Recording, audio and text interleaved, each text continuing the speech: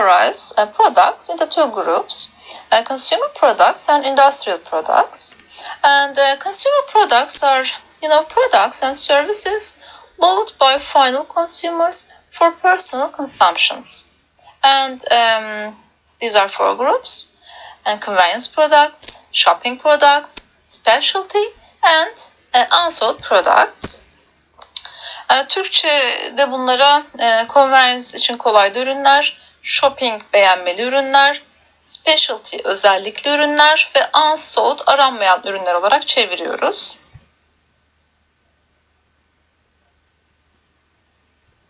Convenience products are the products that you buy frequently, immediately, and with a minimum comparison and minimum buying effort. Especially if the price is low, or when you make repeat purchases or routine purchases, these are called as convenience products, like newspapers, candy, fast food. You can also find your convenience products anywhere, very easily.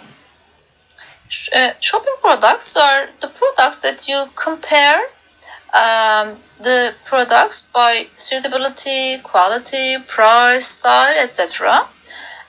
Furniture, cars, other appliances are in this group. And you can find shopping products in many places, in many stores.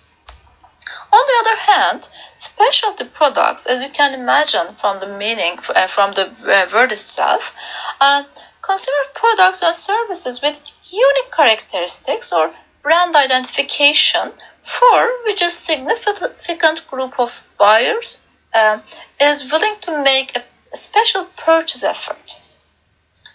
Here we are talking about unique products, but it doesn't have to be expensive. It may also be perceptual. And you cannot find specialty products everywhere. Actually, there are some unique stores specialized to buy or sell these products. But of course, most of the specialty products are too much expensive, like Lamborghini.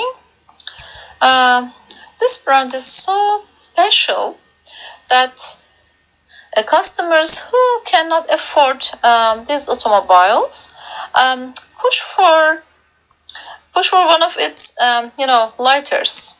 So they spend thousands of dollars for a lighter, branded lighter, I mean.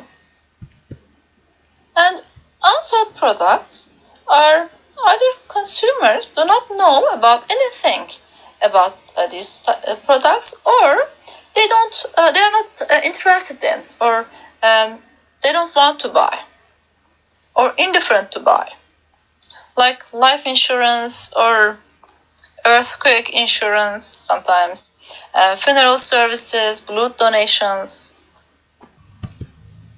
And a very important point is the same product might be seen in different ways by different target markets at the same time. A tailor's dress might be a shopping product or specialty product for some people. Or a bread, for example, is normally a convenience product, but now it became a shopping product for some consumers, because we started to compare among different ones. We seek for healthier or non-gluten ones.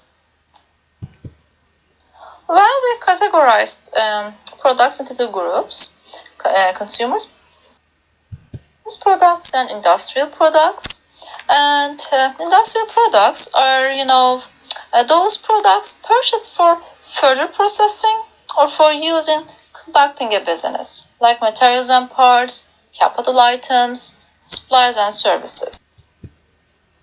A company's product decisions are related to individual products, product lines, and product mixes. Individual product is a particular product in the product line. And there are some decisions have to be made on individual products, product attributes, branding, packaging, labeling, and support services. As product or service attributes communicate and deliver the benefits, we have to pay special attentions on quality, features, and style and design. You will remember quality. It is the ability to satisfy customer needs and wants, and sometimes it's known as zero error or zero defect, but mostly we accept it as suitability for customer expectations. Because we know that if the product, if the features of the products aren't what the target market wants, we cannot talk about the quality, accepted or higher quality. Actually, Panasonic is a very good example. You may produce higher quality products, but if you don't satisfy the basic needs of your customers, all those investments you do for the best may go for nothing. And product quality has two dimensions, level and consistency. And quality level, also known as performance quality, here refers to different quality levels. Mostly we are talking about economic levels. Therefore, in developing a product, the marketer must first choose a quality level that will support the product's positioning. And here, product quality means performance quality, the product's ability to perform its functions. So you set a quality level and fulfill its requirements. And also there is conformance quality. And here, it's freedom from defects and consistency in delivering a targeted level of performance. Think about Akkor Hotel Group. It has many brands, hotel brands, at different economic levels. Different economic quality levels that they perform well, very well. And also they keep their promises and deliver the same consistent service. Product features are competitive tools for differentiating the product. And product style and design are important tools. Here, style describes the appearance of the product, while design contributes to product's usefulness as well as to its look. While it is about usefulness, it is believed that a good design shouldn't start with brainstorming with new ideas and making prototypes, but with customer insight, observing customers, understanding them. Remember what I told you before when I'm explaining ethnographic researches. A manager of the diaper company just wanted to visit a low-income family's house, stayed the night there and observed the customers. I am talking about this type of customer insights. So it is important to focus on customers and how they are using and benefiting from the product. Brand is a name, term, sign, design, or a combination of these all that identifies the maker or seller of a product or service.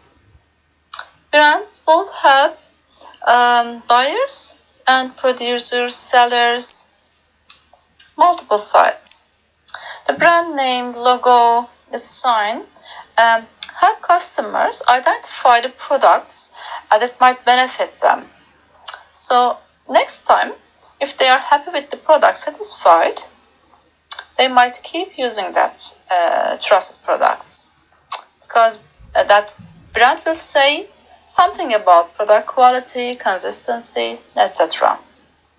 From the company side, now company can create a whole story around the brand name, and that name can provide the company legal protection for its unique product features. And with multiple brand names or sub-brand names, the seller or the producer, the company can segment the market. There are some characteristics of a good brand name. It should be short and simple. It should be easy to spell, read, and also recognize. If it is possible, it should be pronounced only one way in all languages, and no offensive, no bad meaning in another language. And with connected to this, of course, no undesirable imaginary. Brand equity and brand value are important terms in marketing. Brand equity is a differential effect that knowing the brand name has own customer response to the product or its marketing. It is the commercial value that drives from consumer perceptions of the brand name of a particular product or service rather than from the product or service itself. So it is perceptual and not monetary. On the other hand, brand value is the total financial value of a brand. And this is the main difference between these both. They actually both estimate how much a brand is worth, but brand value refers to the financial assets, while brand equity refers to the importance of the brand to a customer of the company. Brand equity marka denkliği diye geçiyor bu arada. Brand value ise marka değeri. Yani oradaki değer parasal bir değer. And there are mainly two types of brands. Individual brands, which are separate brand names for each product, or family brands that company use the same brand name for several products. Another classification is about who will do branding, manufacturer or dealer. You know, packaging and labeling. And normally, packaging involves designing or producing the container or wrapper for a product. And labels identify the product or brand, describe attributes, and also helps promotion activities, support promotion activities of the company. Apart from being a container or a wrapper for the product, actually packaging or a package have other advantages for the brand. It helps promoting by giving information, attracting customers with its colors or text and the shape, the design of the product. And it also helps protecting the ingredients from spoiling, shoplifting, even from damages or accidents. And another one is to help enhancing the product. This creative packaging also adds value to the product. Label has also important functions for the product. It identifies the product or the brand. It describes several things about the product. What are the ingredients, the percentages of the ingredients. And labeling also can be used as a promotional tool to differentiate and position the brand. As labeling raises some concerns, there are some laws regulating the labeling and bringing sanctions. A product line is a group of related products that a company sells under a single brand. And the length of the product line is actually refers to the number of items in the product line.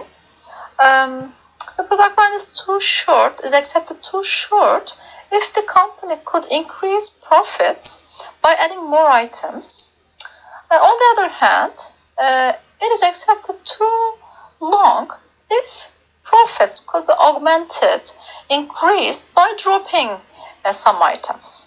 In order to find out, each item in the product line should be assessed on a regular basis in terms of profits and sales, and then the company can understand how each item contributes to the product line's overall performance and make the right product line decisions. Firms can expand the line either by stretching or filling, and a product line filling involves adding more items within the present range of the line. For example, if you have a chocolate bar line, you wanted to add more products with hazelnut, walnut, dark, white, etc. There are several reasons for filling the line, the current line. Reaching for extra profits, satisfying dealers, using excess capacity, being the leading full-line company, plugging holes to keep out competitors, to get much more profits. However, line filling is overdone if it results in cannibalization. It's actually a term refers to eating up sales of the company's own existing products. Or I can explain like this. You're adding more products into the line, but each product that you added, instead of stealing a competitor's market share, sales, profits, it's still your own. It might also cause, confusion in consumers' minds, especially when you give them a lot of different choice to make. It might be consuming because human can process up to 7 items at a time. So the company should ensure that new items are noticeably different from existing ones. And product line stretching occurs when a company lengthens its product line beyond its current range. The company can stretch its line downwards, upwards, or to both ways. Companies located at the upper end of the market can stretch their lines downwards. It may add low-end products because it finds faster growth taking place in the low-end segments, as Ülker did with Hulk. And companies can stretch their product lines upwards to add more prestigious products to their current ones. Like Japanese car manufacturers all introduced an upmarket brand. Honda with Acura, Toyota with Lexus, Nissan with Infiniti. Product mix is another term related with the product. It refers all the products and items that a particular seller offers for sale. So we are talking about total number of products of the company. There are 3 dimensions of product mix: width, length, and depth. Here, length actually the same with product line length. It refers to the total number of items a company carries within its product lines, or in total. While product mix width refers to the number of different product lines. It means how many different product line a company have in its marketing mix. And depth refers to the number of versions offered of each product in the line.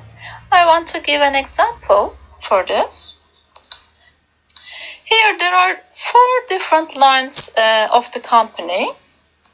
So product mix width is 4, and each line, let's say, has 3 products, different products.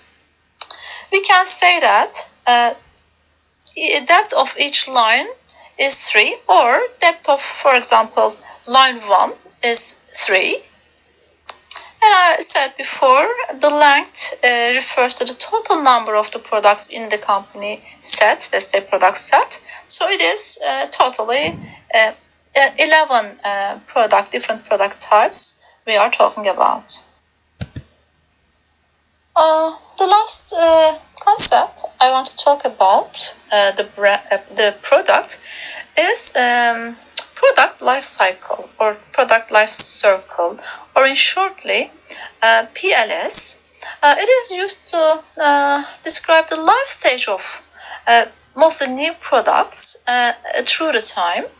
And it shows us how a new product is launched to the market, and let's say it is journey of a new product through time. I consider our humans, life stage, as we are born, grow, die. All products are believed to be released to the market, grow, get older, and after a while, of course, die. Generally, we talk about 4 different stages, but we can also add one more for the initial. It's product development stage, and introduction, growth, maturity, and decline stages. In product development, we of course can say that 0 sales, because we are developing the product, and it costs a lot because of investments, and research and development, etc. In introduction stage, we talk about slow sales and no profits yet. In growth stage, it is actually, as you can understand from the term, and you can see the curve here, the blue one, rapid market acceptance and increasing profits. But in maturity, we can say there is a slowing rate of the increase, and slow rate sales growth, and there are 2 actually sides of the maturity stage: increasing maturity and decreasing maturity. And a peak, of course, we can talk about that peak. So after a while, sales and profits start to decrease. And in the decline stage, of course, sales fall down, profits drop, and the company can face with some decisions to make.